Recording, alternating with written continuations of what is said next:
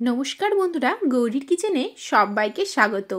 আজকে আমি আলু, বেগুন, পেঁয়াজকলি দিয়ে চুনো মাছের চচ্চড়ি রান্না করব। গরম গরম ভাতের সাথে এইভাবে একবার বানিয়ে নেবেন, দেখবেন খেতে কিন্তু খুবই ভালো লাগে। চলুন তাহলে দেরি না করে চটপট করে দেখে নেওয়া যাক। এর জন্যে প্রথমেই আমি 300 গ্রাম চুনো মাছ নিয়ে নিয়েছি। মাছগুলোকে দেখুন নুন ও হলুদ দিয়ে আগে থেকে মেখে রাখতে হবে। এবারে কড়াইয়ে দিয়ে দিচ্ছি প্রায় 2 টেবিল স্পুনের মতো সর্ষের তেল। তেলটা খুব ভালোভাবে গরম করে নিয়ে গ্যাসের ফ্লেমটা মিডিয়ামে রাখব। এবারে একটু নেড়েচেড়ে নিয়েই এর মধ্যে মাছগুলোকে দিয়ে দিচ্ছি। তবে হ্যাঁ, এই মাছগুলো যখন ভাজবেন একটু বিশেষভাবে ভেজে নিতে হবে, না হলে কিন্তু ভাজতে গিয়েই মাছগুলো ভেঙে যেতে পারে। দেখুন গরম তেলের মধ্যে আমি সবগুলো মাছ একেবারেই দিয়ে দিচ্ছি।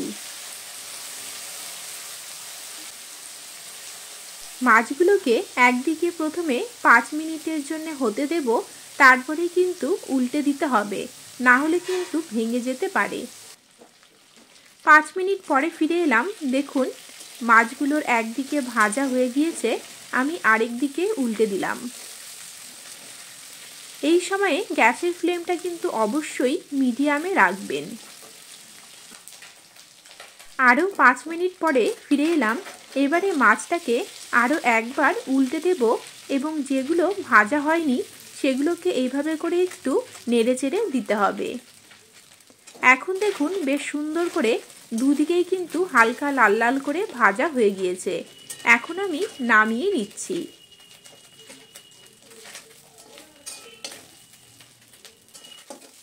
এবারে একই কড়াইয়ের মধ্যে দিয়ে দেব আরও সামান্য পরিমাণে তেল।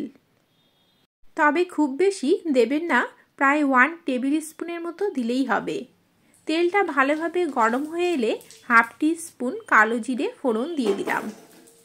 এখানে আমি 5টা আলু এবং 5টা বেগুন লম্বা লম্বা করে কেটে নিয়েছি।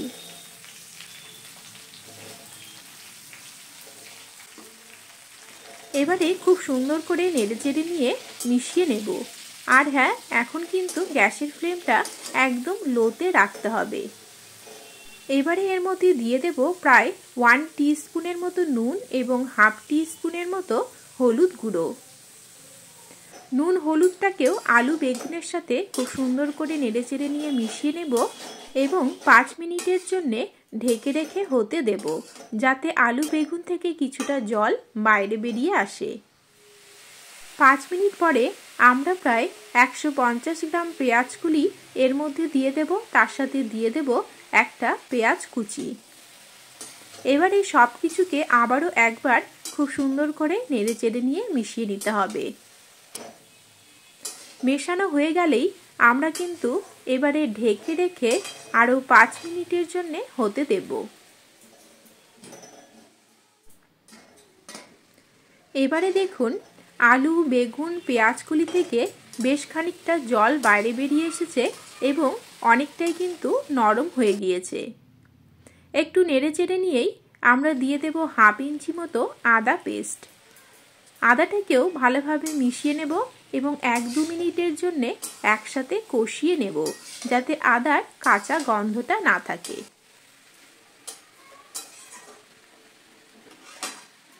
আদা কষানো হয়ে গেলেই এর মধ্যে দিয়ে দেব একটা টমেটো কুচি, তার সাথে দিয়ে দেব 3টে চেরা কাঁচা লঙ্কা।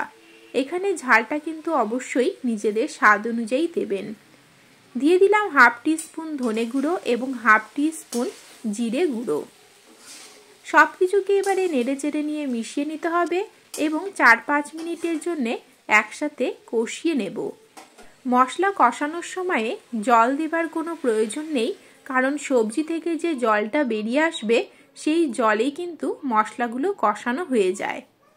কষানো হয়ে গেলেই আমরা গ্রেভির জন্যে প্রায় 1 গ্লাসের মতো গরম জল দিয়ে দেব। গ্রেভিটাকে খুব সুন্দর করে নেড়েচেড়ে নিয়ে মিশিয়ে নিতে হবে এবং ভালোভাবে ফুটিয়ে নেব। গ্রেভি ফুটে উঠলেই এর মধ্যে স্বাদ অনুযায়ী দিয়ে দেব আরও 1 টিস্পুন নুন। একটু নেড়েচেড়ে নিয়ে মিশিয়ে নেব তারপরেই কিন্তু এর মধ্যে আমরা ভেজে রাখা মাছগুলো দিয়ে দেব।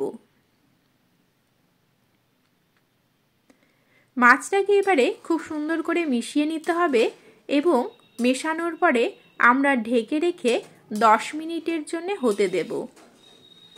এখানে আপনারা চাইলে কোচানো ধনেপাতাও দিতে পারেন, ধনেপাতার ফ্লেভারটাও কিন্তু খুব ভালো লাগে।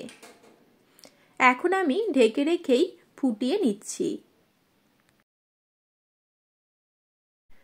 প্রায় 10 মিনিট পরে ফিরে এলাম। গ্রেভিটা দেখুন বেশ সুন্দর করে ফুটে উঠেছে, তার সাথে আলু, বেগুন, পেঁয়াজকলি সবই কিন্তু সেদ্ধ হয়ে গিয়েছে। ঝোলটা যখন এইরকম গা মাখো মাখো হয়ে আসবে তখনই কিন্তু বুঝতে হবে একদম কমপ্লিট হয়ে গিয়েছে আমাদের এই চচ্চড়ি রান্না। এবারে গরম গরম ভাতের সাথে পরিবেশন করতে হবে।